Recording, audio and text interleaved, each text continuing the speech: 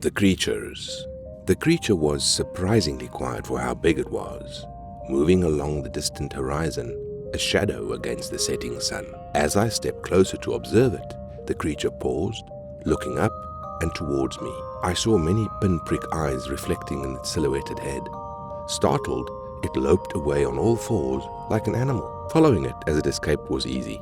The creature was so clumsy in its movement that it left tracks that were easy to follow. But I had observed all that I needed to see, and now I can rest. It has been a long day after all.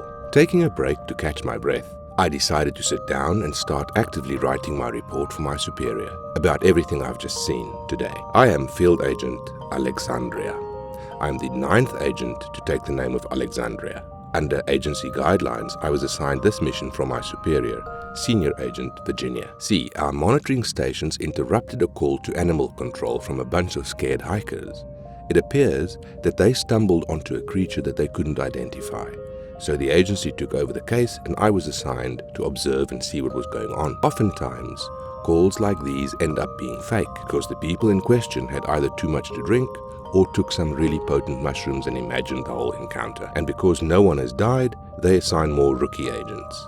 Agents like me, to check out the scene and figure out the actual story. I'm actually pretty excited that something was actually going on. This is one of my first solo missions since I've joined the agency, and it's a solid chance to show my chops. So the first thing to do was to sneak into the hikers' campsite and plant some really potent mushrooms in their food supply, then sneak back out. That way, when I arrived and took their statements, I could ask if anyone had slipped them something. Yes, it does make them mad, but then I'll ask to search their food supply and stumble across the mushrooms. I advise that next time they should be careful about what they eat and they should leave the campground while I look for the wounded animal that was actually reported. My actions probably did damage their friendship, as they left the campground accusing someone in the group of drugging them all, because how else would they see what they did? It wasn't the most moral of actions, but it saves the time of wiping their memories or having to explain and make them sign federally enforced non-disclosure agreements. Fun mornings aside, I still have to track the creature. Following their statements, I first came across it maybe an hour or two later,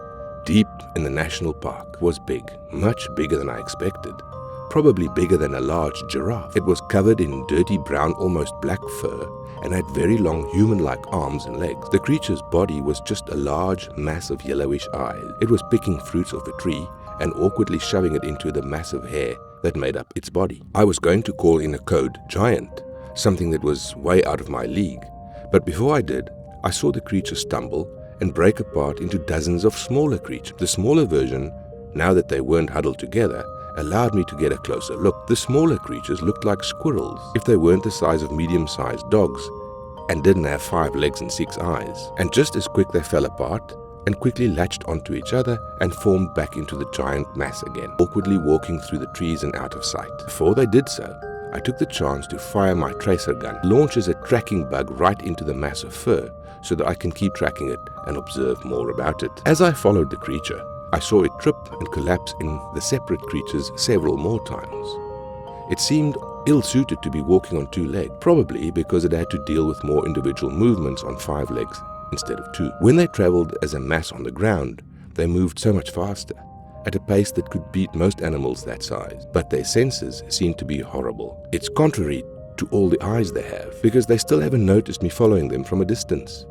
The answer to why they grouped together to form the giant was soon answered. A bear had stumbled onto their path, probably looking for a quick meal. That was when they all grouped together and formed the large creature, dramatically making an aggressive pose that hovered over the bear. They even produced a horrible sound, probably by screeching in sync. It proved to be effective, as the bear got intimidated and retreated the other way. And soon, the creature stumbled and broke apart again. It must be a defense mechanism to keep predators from hunting them. Soon, the creature arrived at a lake that, had I not followed them through the national park, I probably wouldn't have been able to find myself. They had concealed the entrance with downed trees, probably by using their numbers to knock them down and working together to drag them to hide the small pathway. There was also a scent in the air that was mildly unpleasant to smell, like rotted fruits and meats. Creatures seemed to be very cunning in setting up ways to drive away predators.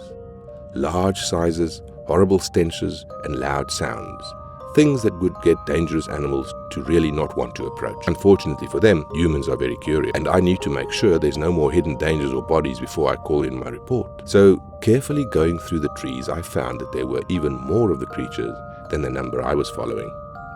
It seemed that this was their main nesting ground and a place to raise their children. As I observed, I saw the younger ones practice grouping together to form larger, more intimidating shapes, often using them to fight other groups that were also grouping together. You could tell which one were the elders. They were the more humanoid shapes, and they were very still in their action and composure. Occasionally, one of the elders would bat away a small group by trying to annoy them, knocking them into the water as they did so. The original group of creatures that I had followed in was somewhere in between the younger members and the elder. They had broken apart and were storing all the food I saw them pick up on the way to the lake. They must be members in their prime, sent out for scouting and foraging, while the elders protected the nest and taught the youngest their abilities. I didn't see any human bodies, just remains of food wrappers and various odds and ends. There was very little meat that I noticed, but a lot of fruits, berries, nuts and vegetables, plus the odd more wrapper from probably campsite.